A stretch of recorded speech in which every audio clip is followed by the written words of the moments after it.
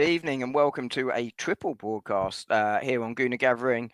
I'm obviously not Lee Mees. Lee isn't too well at the moment, so I am stepping into the hosting shoes tonight. So, you've lost Thierry Henry and you've got, Maron Shamak in the hot seat. But there you go. It's my pleasure and privilege, and this is a bit weird for me because normally he asks me the questions, not the other way around, to welcome Josh from True Gooner to do this preview show tonight. Josh, how are you doing, mate? All right? Yeah, I'm not too bad, Dom. Yeah, as you said, bro, it's you're in my shoes today. It seems like you're the host today, and it feels weird, but no, I'm good, man. Obviously, good to be here, and obviously, get well soon to Leo as well. Obviously from Guna Gathering, and yeah, I'm well, man. How about yourself, Dom? You good? Yeah, all good, all good. I am doing very well, thank you. Yeah, we will come to the chat very shortly, but tonight is obviously all about the Arsenal women's game, or will be. But I just want to spend 1 minute, if that's right, just on your thoughts on two of the men's players that have represented their country this week with debuts. Miles Lewis-Skelly for England, and then Wanyeri for the under-21s. What are your thoughts very quickly on that before we obviously move to the Arsenal women's, which is going to be, as I say, the main Yeah. topic for tonight? Yeah, so obviously starting off with Lewis Skelly, I mean, it couldn't have gone any better for him in his first start with England. Obviously, got the start in the first place, even before scoring the goal. I think we was all buzzing that we even saw this guy, even before this, even selected in this England team as well. And you know what it is as well. The fact, the abuse this guy was receiving, beforehand, and all the critics saying, oh, deserve to be in the team. He's proven them all wrong, getting his first start, right? Scoring the goal as well. Really, really great goal. Massive moment for him as well. And then also getting, on top of that, the Man of the Match award as well in his first ever England game. And also, the praise that he got from Thomas Tuchel as well after the game was really, really good to see. And then, of course, he got his reward by playing the next game. And I think, as England go and play their qualifiers, and this guy could be a contender for even making the World Cup squad with them for 2026. But of course, as Arsenal fans, we're really, really proud. And I think that game was really good for most Arsenal players as well. And obviously, Declan Rice got the assist in that game against Albania, and obviously Lewis Skelly was the main highlight. So very, very happy for him. He proved that everyone won, and all the doubters. And as for Wanyeri as well, I think what he's proved for me is that he deserves to be playing in the main England team now. Because he's doing it under 21 level, scoring another goal against Portugal. Just completely ripping it up over there. And both of them are so consistent this season with Arsenal in our first team. They've played big, big roles for Arsenal in our first team this season. I think both of them deserve to be in this England squad in the first team, permanently now. Yeah, I agree, and I think the main thing there, Miles Lewis-Skelly silencing the haters and the unacceptable racism he faced in the build up to the game in the best possible way. But there we go. Well, I just want to very quickly run through the chat, Josh, and then just to welcome everyone. And then we will go to, as I say, the Real Madrid-Arsenal game. And it's a women's game before the men's game next month. But the winning dog is here. Hello and welcome to you. TY Wow, welcome as well. Patty's here. A complete unknown. I think that's me, isn't it? I'm a complete unknown, but Josh is a star today. Right, we need a Mariona masterclass. I think we can all agree on that, and we'll touch on that later. 170 Gooner here. Hassan is here as well. I'm here as well. As is Lee, and welcome Cooper as well.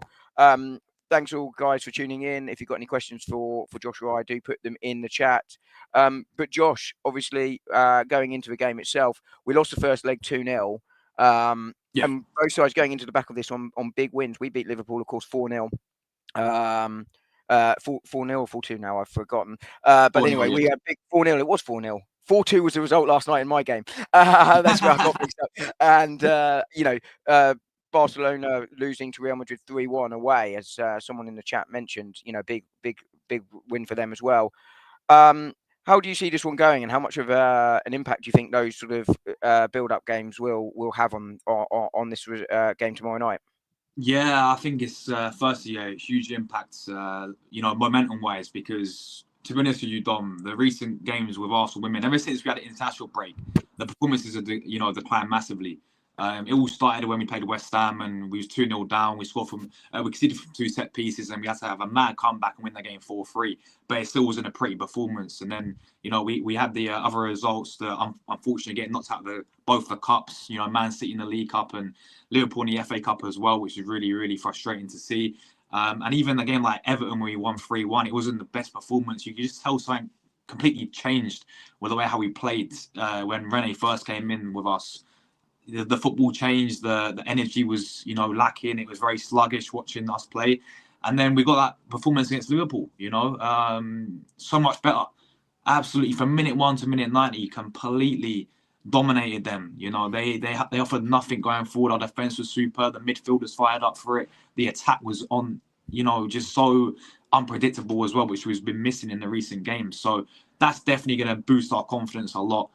Give us that momentum boost. If we play anything like we did against Liverpool, I think we'll be fine turning this around and score many goals against this Real Madrid team. But then you got them who, I don't know if you knew this, Dom, as well, but that was the first ever time in Real Madrid women history that they beat Barcelona.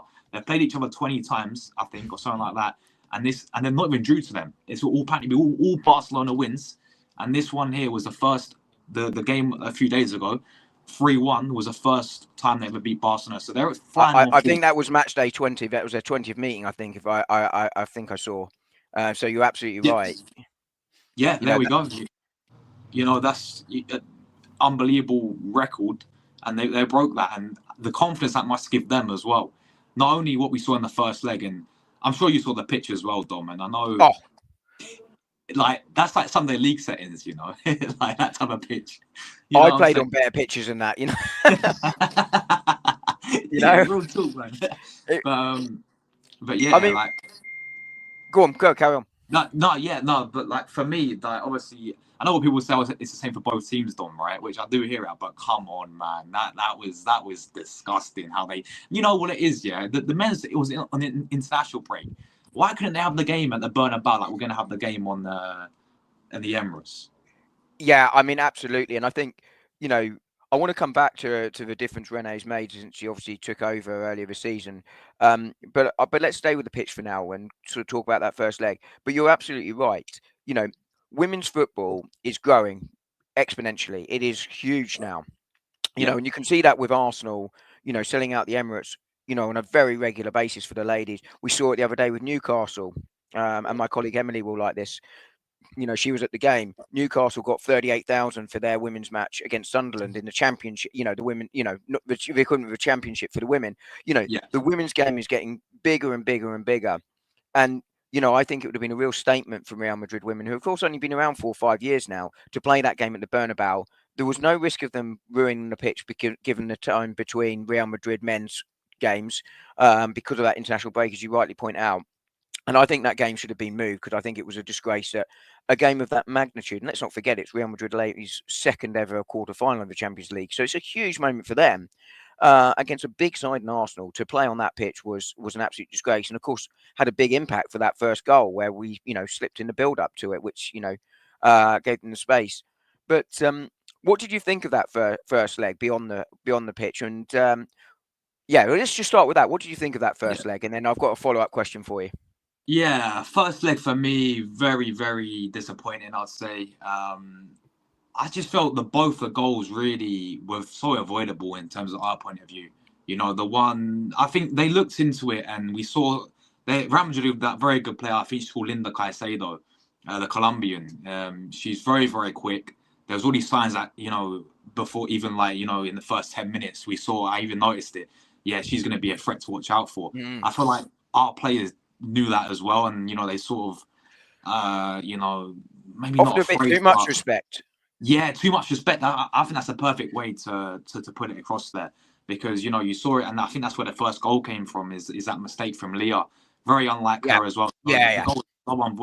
So avoidable in that respect. But yeah, I think overall, just we went a goal down, and second half I actually thought in the game that we actually picked it up a little bit, and we was the dominant side, but we just was finding that missing piece really in terms of getting that goal, getting that equaliser back in the game, and then they hit us on the break and get the second goal, and then completely, everything drops after that. It's 2-0. The game is basically dead. In that late in the game, I think 10 minutes ago as well, you get the second goal. We're 2-0 down. It was like, yeah, let's just get out of it. Let's not make it any worse as well.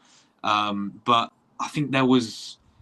It was a very, very physical game as well. I mean, even in the first half, some of the challenges that the Madrid players were putting in was crazy. So they were proper fired up for it as well. And I kind of feel like even going into the game as well, Dom, when you looked into the draw that happened, at the other teams, I feel like we kind of underestimated Madrid a little bit because people were saying this will be, and I do agree. I think out of the teams we could have possibly faced, and because we finished top of the group, it has its benefits. I think this is the sort of the best draw we could have got because you had the likes of Leon in there, you had the likes of Chelsea, Barcelona, who we could have possibly got, Wolfsburg, a very good side.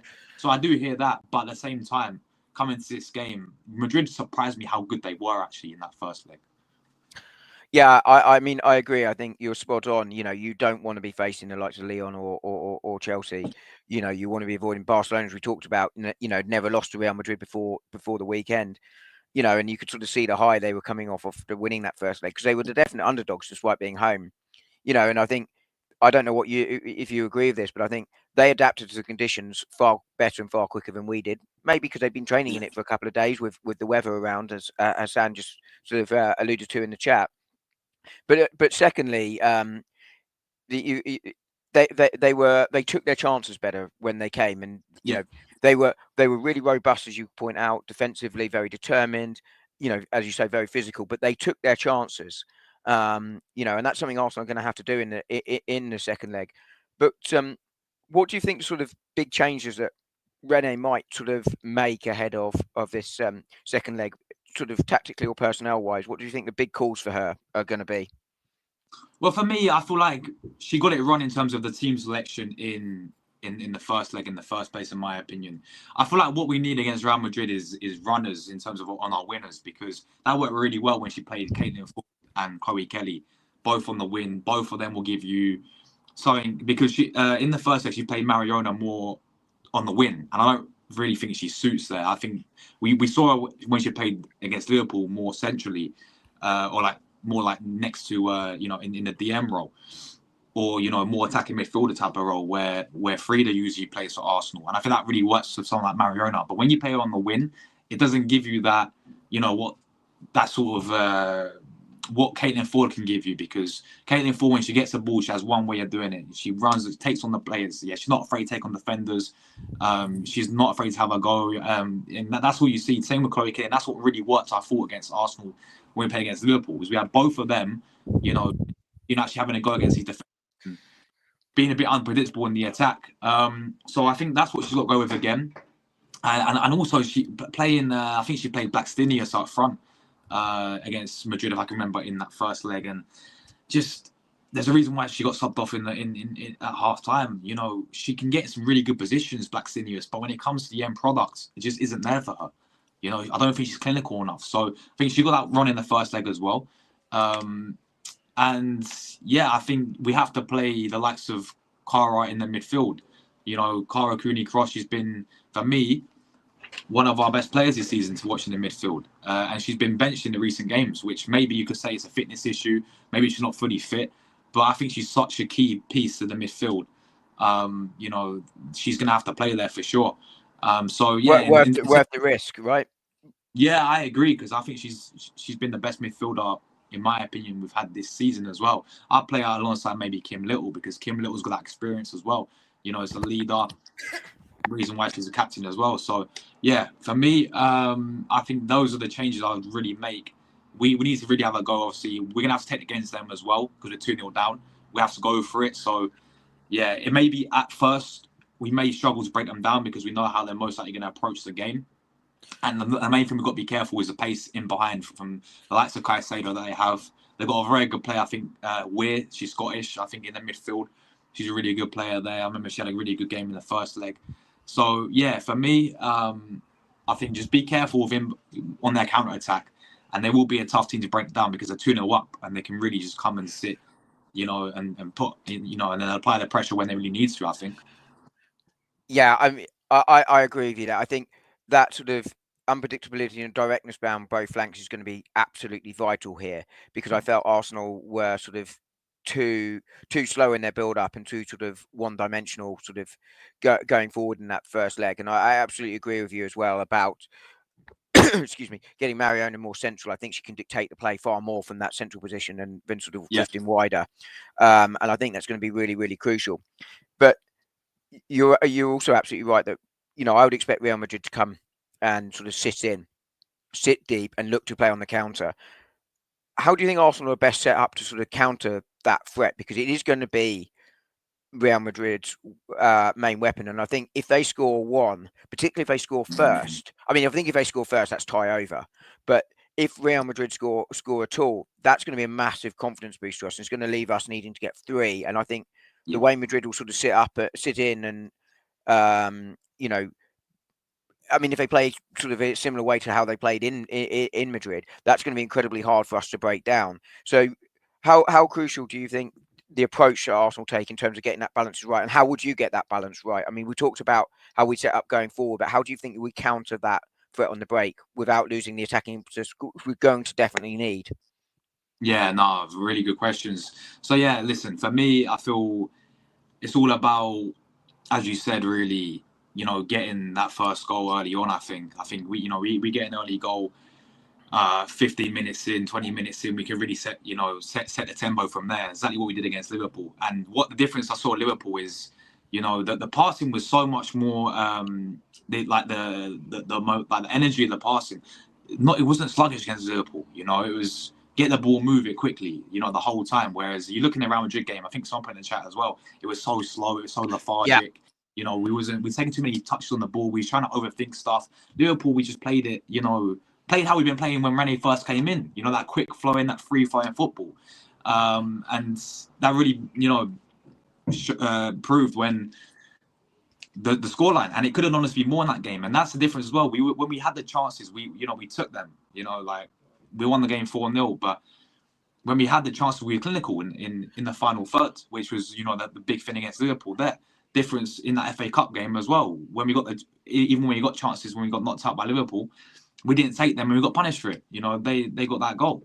But so I think, be clinical in the final third. As I said, I think the big thing is having, as you rightly pointed out, those winners. They're going to play a huge part as well, because they were really our width as well in that Liverpool game. I feel like they can really get in behind Real Madrid in terms of, as you said, Dom, their directness as well. That will be the big thing for me. So I'm very confident, we're going to have that confidence about us in the recent game, which I'm really happy we got that momentum back. But then you look on the flip side of that, Real Madrid are going to look, we just beat Barcelona for the first time in our history, 3-1. We just beat Arsenal 2-0 in the first leg. Yeah, they showed how physical they are in the first leg. They showed that, they can certainly put up a fight, and they're no mugs in that first leg. And they've got a very, very good advantage right now. But I'm confident at the Emirates, and we know the Emirates will be absolutely rocking for this type of game as well. That will, I think, play into our hands a little bit. And I think, the players will thrive off of that. And I'm confident Rene can get it spot on, with the team selection, with the way how we approach the game. So, yeah, it's very, very true. I think, just what we did against Liverpool, have the directness, play, the quick, don't take too many touches on the ball. What we've done against Liverpool, free-flowing football, and I honestly think we get the early goal. That will boost us up. They'll have to realise, oh no, it's 2-1 now, and they will be on a bit of the edge, and then we go and win the game for me from there. It applies the pressure, right? You get that early goal, and I think, I was asking about how we stop Real Madrid scoring on the break, but I think almost attack is the best form of defence in many ways here, which is to get that ball forward and push them back. And I think the width there will be crucial, because it's going to force them to put more defenders back, because they're going to be worried about what happens if our winger goes past their fullback. Who else is inside to cover that space? And I think that just drops an extra player back. And I think that will sort of slow down the counter. And I think, Arsenal can afford to commit quite a few forward. But they probably want to make sure they're nice and compact, particularly centrally, defensively, to stop that. Because if on the counter you're forcing them wide, that will just give you that extra bit of time to get players back. And I think, as you rightly say, I think Rene there is, I think she's smart enough to think about that, and that will make sure that we are well set there. But I think the other thing, as you rightly allude to there, is pace. We were too slow and too sloppy in that first leg.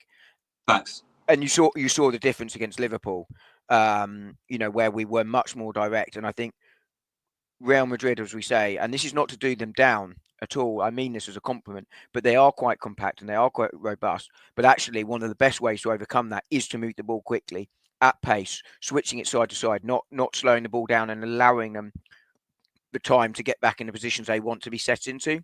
And if you do that, I think, as you rightly say, that's the way to win the game. I think the other thing here will be, if we don't get that early goal, is to not panic. Facts. Absolutely, you cannot panic. And this applies to any game, right? When you're 2-0 down or whatever, you need to win. You need to win a game is to relax, because the second we panic is the second we're in massive trouble, right? 100%. Because I think they are going to be difficult to break down, and it might take us more than 10-15 minutes to get that first goal. Even if you're 0-0 at half time, I think it's really important to keep that sort of pressure on them and keep playing football at pace and at tempo in their half. And we were talking there about Renee Slagers and the difference she made, and how she sort of stopped being the same, sort of changed the way she played a little bit recently in the sort of where we got knocked out of those cups early. What difference do you think she has made since she got the job full time? Yeah, so for me, obviously, we saw huge improvement straight away, I think. Obviously, when you get a new manager, you notice in any type of team, any type of football, you're always going to get that new manager bounce, You're always going to get that new boost. And I feel like it certainly played an effect on our players. You saw the difference straight away in that first couple of games. They had a complete weight off their shoulders from our last manager. Yes, our last manager, Jonas, he won us a few trophies, but I think we all knew deep down the football was really, really bad. It was really, really poor. The players wasn't really playing for him. I mean, that showed at the start of the season. Even that Chelsea game at the Emirates, they're the team we're meant to be beating to the league title this season, and they came and I remember in the first half, it could have been about 3-4-0 Chelsea. We got battered in the first half, and we ended up losing the game 2-1. But you just knew that game. You just thought there's a bad feeling around Jonas and the club, and he had to go. So obviously Renee being an ex-player as well, she knows the game, playing. He has that experience of playing the game. There's a lot of doubt, I'm sure, around her coming in, and as we know, it's just meant to be interim. But I think what impressed me the game the most is when we played Bayern Munich in the Champions League. Now, if you remember the first time we played in the Champions League, Dom, under Jonas, we got battered, I think 5-2. But then we bought them. A scoreline we know well. Yeah, from the men's team, right? we know too well, man. But, we bought them obviously with Rene. They played them obviously back at home, and we were really professional in the game. And that was the type of game where we didn't get battered, and it was a very, very tight game. We won the game 3-2, but that's where I noticed. I thought, you know what, Rene can really pull out results when we really need it as well. So I've been really impressed with some of the football I've seen. She had a very, very good start, and then it's normal. She's came in interim, right? It's normal we can have a blip, and that's happened after international break. We've had a little blip, but now you just saw the Liverpool result, the 4-0 Liverpool result, and now you're seeing us will go back up and pick up some momentum. My only thing with Rene is it's a bit disappointing in the cups. In the FA Cup and the League Cup. That's the only things I'll say, because I felt like we really could have gone and won that. But again, this is half a season for Rene. She's not expected to come in and we win everything straight away. But I honestly think I've seen some fantastic football, and I certainly think the players are playing for her now as well, compared to under Jonas, where you saw a complete different in terms of just not playing for him. He was really losing it with Arsenal. So I think Rene is showing some really good signs. Still think she can improve in some of her decision making, but that's normal for every manager, I would say, in terms of team selections and like game management and all this. Like that's normal for majority of the managers. So, but honestly, I've been so impressed with her, man. I didn't expect her to come in and be this good, if that makes sense. Yeah, I agree, and I think when Jonas went, I made a comparison at the time between the departure of Jonas and the departure of Unai Emery, which was things had gone stale, the players had basically down tool, the feeling around the fans, the players, the club, just it wasn't good, and there was just no way back. He had to go for that reason. I think once you're at that point, it's almost impossible to bring it back. And I think she has brought that feel good factor, and I think she has brought that belief back into the players that was probably missing. But tactically, what do you think she has done differently that's also made a difference? Because I think the feel good factor and the confidence in the players is massive, right? That's a huge part of football. Yeah. It's why that Liverpool win was so important, because things hadn't been going well in the last few weeks. And as you rightly point out, that will hopefully help drive back some momentum, some positive momentum that's been lacking in the last few weeks. And those things are important. But also, do you think she's made a difference tactically to the way Arsenal have played? And do you think that has had a significant impact on results? Because they are undoubtedly much better. I think the title's gone, but in theory, we're back in touching distance from Chelsea. Sorry. You know, Yeah. what difference do you think that's made, basically? Massive difference. I think certainly we're seeing some new, tactically from Rene. I firstly think she's improved our defense a lot, especially when she first came in. The defense seems a lot more compact. I know in the recent games, we've had some really, that West Ham game springs to mind where from set pieces we really poor to concede. But the goals we're conceding are very avoidable. Like the majority of the goals that I've seen in the recent games, we spoke about it in the Real Madrid first leg. It came from a Leo mistake, Jens. Yeah, she slipped. She slipped. And the second goal came from, I think our goalkeeper should have done a lot better personally on that second goal. So these are goals that are unavoidable, man. And the West Ham game was from two set pieces. Always work on that. So, but when she first came in, we went on the unbeaten run with her. Almost noticed straight away the defense so much more compact. Obviously the likes of Emily at right back's had an unbelievable season. She's been brilliant. I know Leah doesn't really look the same, but it's normal because she's had an ACL injury. Yeah. Kat has been really solid at centre back. I know she's came from left back, but she's done really well there. McKay's been all right. I still think at times defensively she has our worries, but I watched her in that game against Liverpool, the 4-0, and the difference I saw in McCabe. If you go back to the FA Cup when they played Olivia Smith for Liverpool, McCabe had a nightmare in the FA Cup game, and then the difference in that Emirates in the WSL game had her in her pocket, because she actually knew she was in the game. She made an early foul, right? But Olivia knew, hold on a minute, I'm going to be in for a game here. She didn't get a sniff against her ever since. So really like that improvement as well from her. But I think overall, tactically as well, we just seem a lot more, direct as well in how we play. Obviously, like those winners are the big reason for that as well that I spoke about.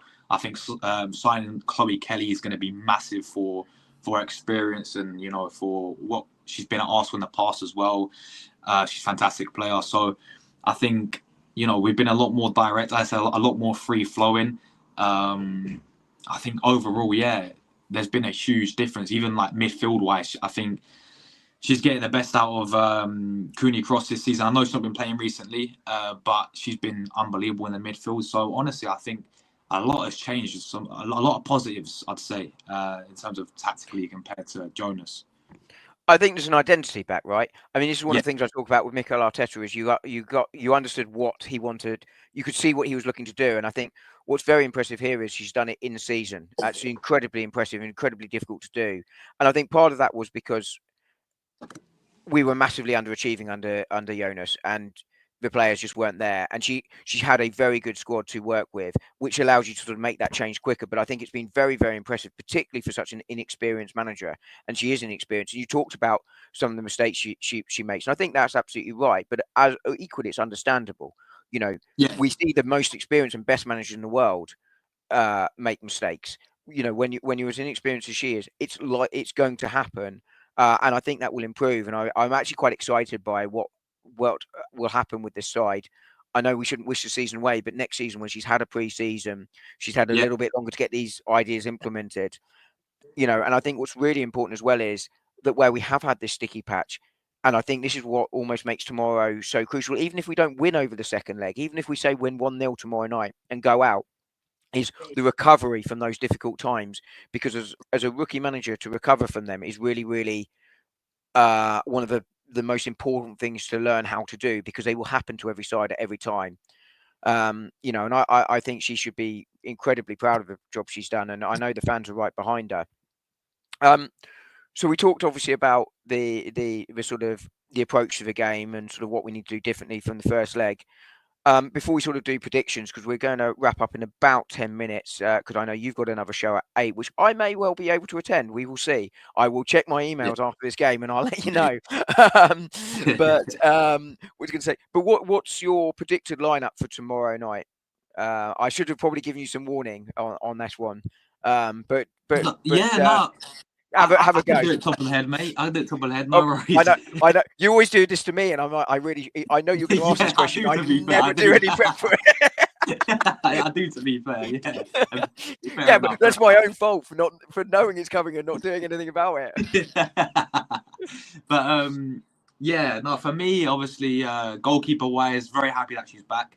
Van Domsles, of course, back in goal. She got a clean sheet against Liverpool. I felt bad for her. She had nothing to do. Obviously, we played Zinsberger in that first leg. She didn't look that great, if I'm being honest with it, mate. So, yeah, very happy that. Yeah, as you say, should have done better for the second goal in particular. I know the conditions were tricky, but yeah, you still got to be doing better. All day long, yeah. So, yeah, we'll go with her in goal, obviously.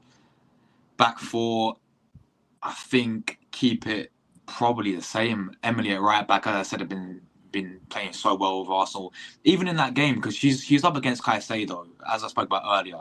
We knew the pace of Caicedo. I know she scored from it, but that came from our mistake. I think she did really well against Caicedo in the first place, really, in the game. So she'll be up against her again.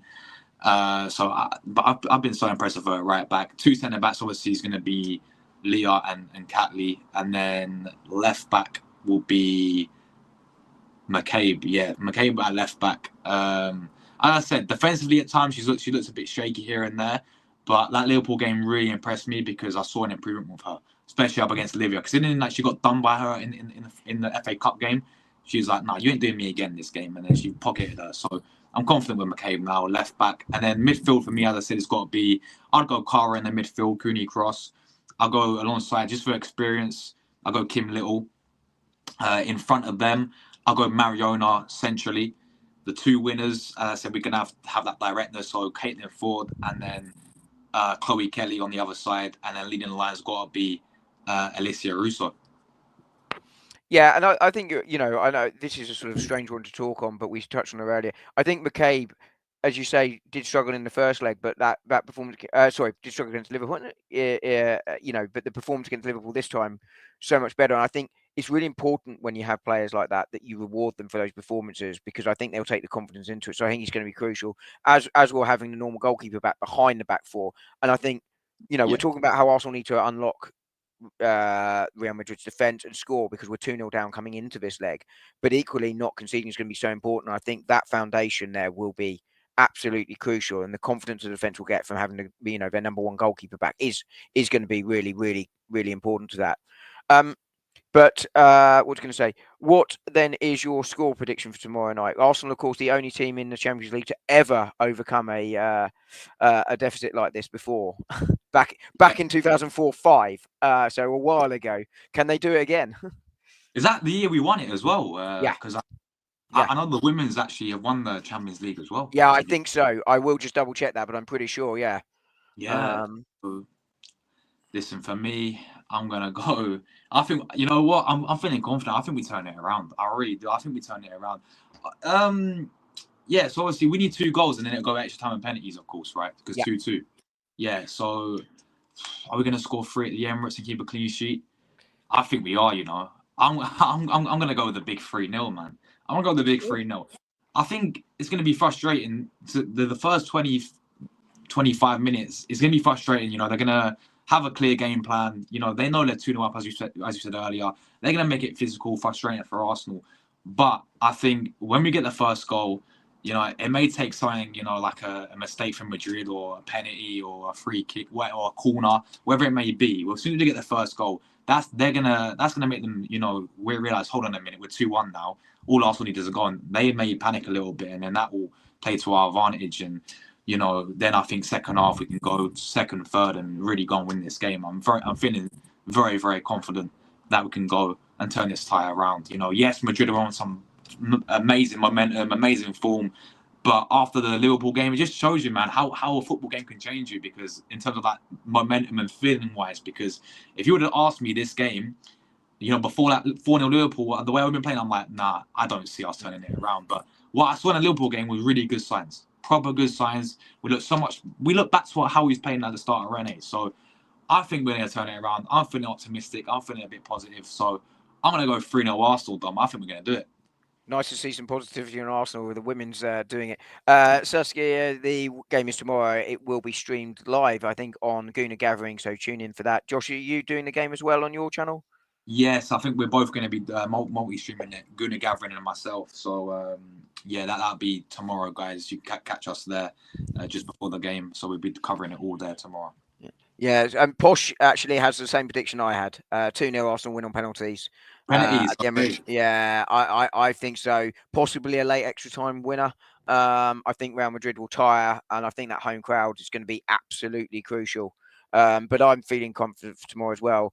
My only concern is Arsenal overcommit and concede one, and I think at that point it might be difficult. But there we go. The winning dog is not as optimistic as you are. The Aussie Gooner is going for 2-0, fingers crossed. So there we go. And the Saskia Gooner is hoping for an overtime. Dear me, overtime. Extra time is is what's going to be required, and quite right here, Bukayo Saka. I'm assuming not the real Bukayo Saka, but if you are, then then get in contact with us. We'll have you on any time. 1-0 is definitely not enough at all. What's going to say? There we go. Flex Drave says, what's good, True Gooner? This is my first stream here. So big up Flex, bro. Nice to have you here, man. Appreciate you tuning in, man. But no, yeah, you was right. I forgot to mention this as well, right? If they get the first goal, like if they score tomorrow, 3-0 down, man, like that would be, we'd need obviously 3. And especially the way as well. Yeah, it's gonna be tough, man, to really overcome that. So, I think, as I said, they're gonna make it frustrating, but especially if they score as well, that's gonna be the worst, man. I feel like, so. I think that sucks everything out the home crowd as well, doesn't it? It'll suck everything out the players and the crowd, and I think that's it. Exactly. I think my concern is, even if we went 2-0 up and then they scored, what impact it has on them. I think belief will be so big on them, and that's why I'm concerned. It's why I was talking earlier so much about making sure we don't concede, because I think that's vital. But we're going to wrap this up soon, because I know you've got another show to get to and what have you. But Josh, anything you want to quickly promote while you're here? Yeah, firstly, Dom, brilliant host, my guy. I can't even lie, big it up, because obviously, guys, as we said, checks in the post, Josh. Checks in the post. I mean, look, as we said earlier, like I'm not used to being like sort of like guy just sitting there answering the questions. I'm usually the one asking the questions to Dom. So now, big up, man. Great show today as well, and big up Gooner Gathering as well for organising all this as well. But yeah, big up everyone who tuned into my chat as well. Really appreciate the comments you guys put in today as well. On of course all 3 across all 3 channels.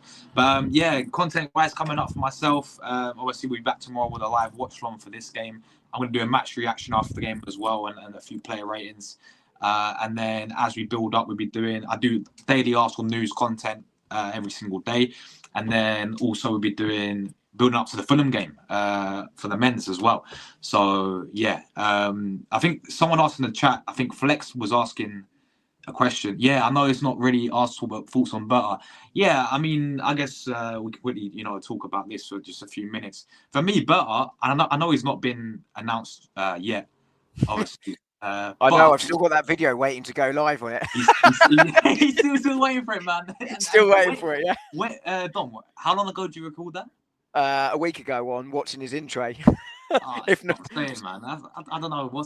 I thought it'd be announced an international break during this time. I think it's the perfect time to announce Do him. you know what? I think it will be. I think it will be announced slightly closer to the Fulham game to sort of build a little bit of momentum. I think, wouldn't surprise me Friday, Saturday, something like that. Yeah. But it's Arsenal. It might be May 2027 before we announce it. Yeah. But facts. But yeah, I mean, as better as a whole, I think it excites me. Overall, I feel like I've seen his CV. He's been at Letty for over a decade now. He's got that experience.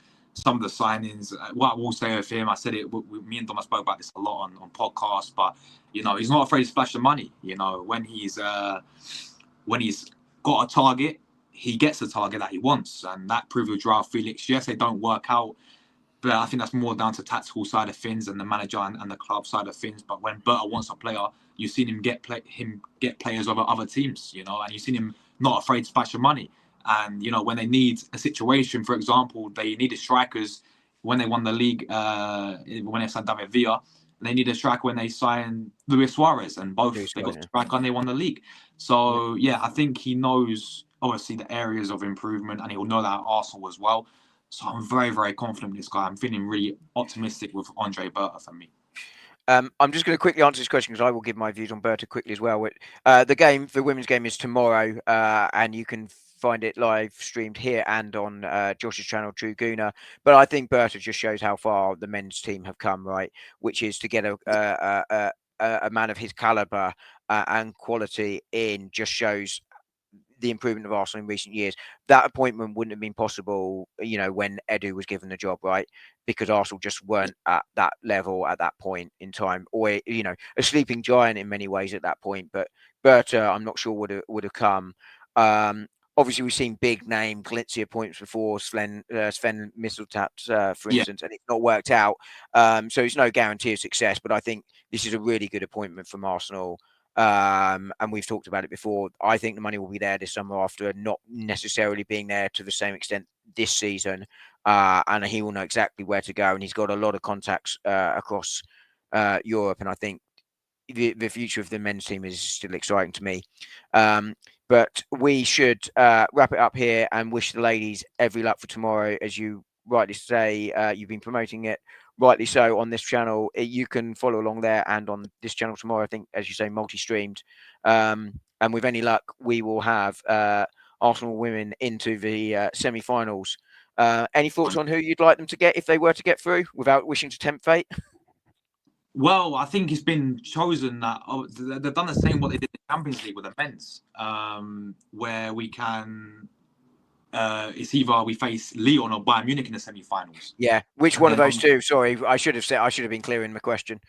Oh yeah, which one of those two? Honestly, I'm hoping for Bayern Munich, but I think we'll get Lyon, mate. Honestly, and you know what? I think so too. Lyon will be a very, very tough because they're a proper side, and they already beat Bayern Munich away 2-0. I was hoping Bayern Munich can get something at home and then take it and get a win in the second leg, because obviously we're sure we can beat Bayern Munich this season. So.